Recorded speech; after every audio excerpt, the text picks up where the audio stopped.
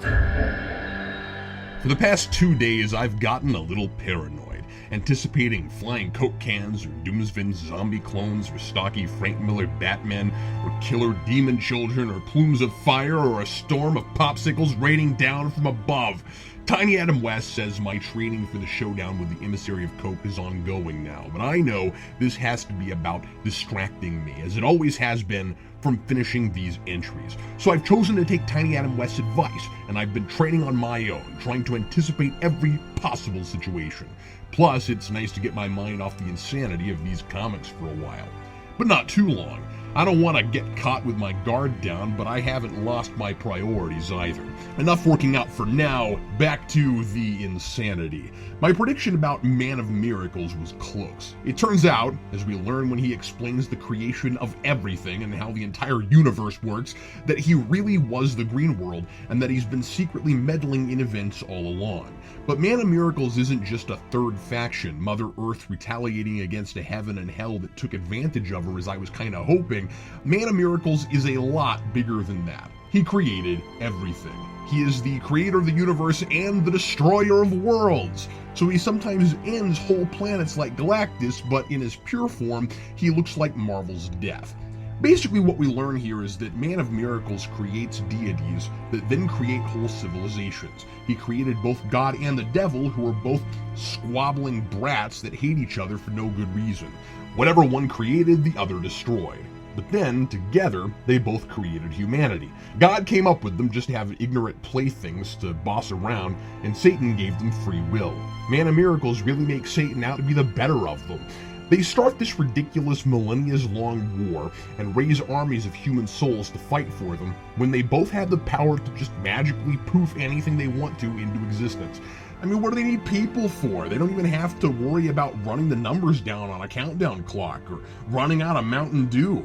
So Man of Miracles, feeling bad because he made a couple of unimaginative, uncaring, omnipotent dipsticks, tries everything he can within his own convoluted and arbitrary rulebook that he has to follow in order to make things better. I'd imagine he follows these rules to be consistent and not contradict himself, but we're not told what these rules are, only very conveniently that they allow him to do what he's done and that he hasn't done anything else because it's against the rules. Man of Miracles had Wanda give natural birth to God and Satan as mortal children, hoping they'd come to appreciate the people whose lives they played with if they had to walk a mile in their shoes. But as we've seen, destruction and cruelty is their nature, with or without their memories, and no matter how young they appear. Seems like it wouldn't have been that hard for an omnipotent being like Man of Miracles to just make them not like that in the first place. Man of Miracles says, even with their memories restored, they behave like children. And Spawn reacts like I might, assuming Man of Miracles just doesn't know how to discipline his kids. So give them a spanking and give this planet back to the human race. I tell you, I can't do that. There are laws by which the universe is ordered. These rules must be obeyed. Why? Because I made them. Then you know what, Man of Miracles? You're a moron. Why did you wait all these hundreds of years before trying this turn God and Satan into children thing? And why does this all revolve around Al Simmons? Why Wanda? What is the logic for the how, the when, and the timing of any of this? What we've got here is a lot of random events that needed connecting, so Man of Miracles is the simple answer to pull it all together, while pretending like he makes it all fit together naturally when it doesn't really make any more sense than it did before. Alright, so this finally explains why Dead Violator in Spawn's dream once said Wanda was the key to everything, but why her? It seems like she was just picked because Al Simmons was picked to be Spawn. Now we know why Spawn was supposed to be this hugely influential figure in Armageddon. Man of Miracles says with all the souls inside him, he has the potential to be the equal of God and Satan. But why not do that to some other Spawn eons ago?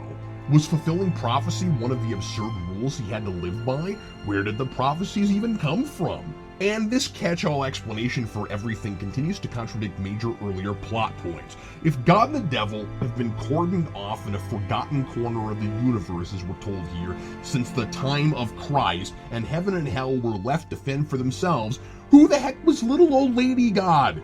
And I thought my mom initiated his insanely elaborate scheme to take Heaven's throne because the seat was recently and mysteriously left empty, and it was a big secret. I don't know, maybe my mom just didn't know about it before?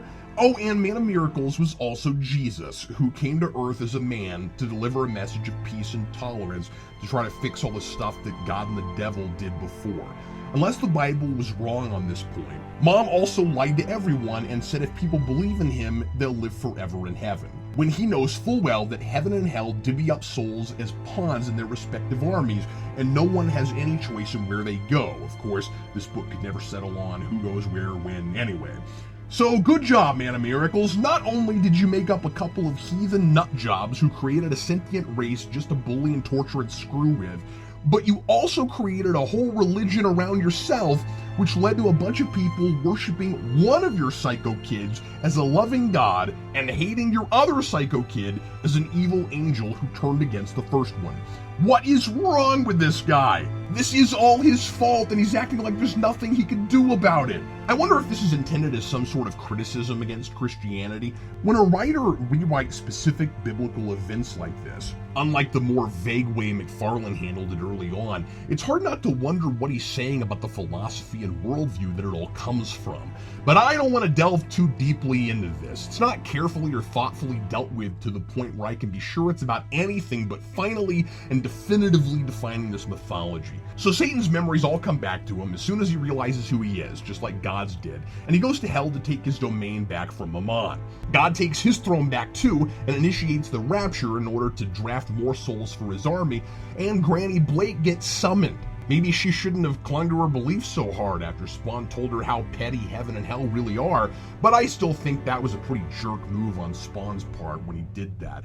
And at the end, all this nonsense is too much for Wanda and she shoots herself in the head, making her the single most relatable character for me in the series to date.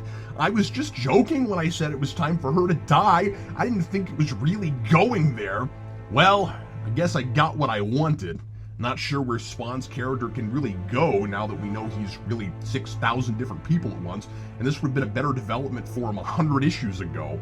But at least this bit is believable. If you gave birth to a sadistic god and Satan, you might have a tough time not doing yourself in too. I sure wish Tiny Adam West would show back up and explain the complete genesis of Spawn here.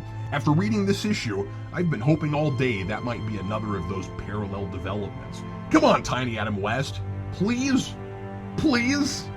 My almost certainly green glowing brain is about to burst. Back to training.